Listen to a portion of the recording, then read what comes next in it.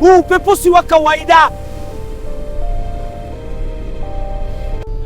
Kuna kitu kinakaribia. Amani mwanangu, mbona hujalala? Mama, tangu jana nahisi kama kuna mtu ananifuatilia. Usiseme hivyo, mambo ya giza hayaishi vizuri. Amani.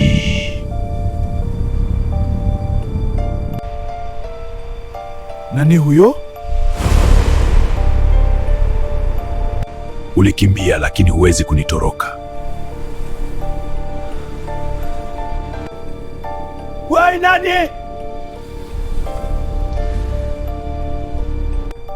Mimi ni Nzi wa Giza. Mzee Koboko, jana niliona kivuli kinazungumza nami. Nilijua siku hii itafika. Unamaanisha nini? Maana yake ni hatari, usipochagua kwa hekima giza litakuzonga. Kuna mtu kijijini hapa anayefanya uchawi mzito.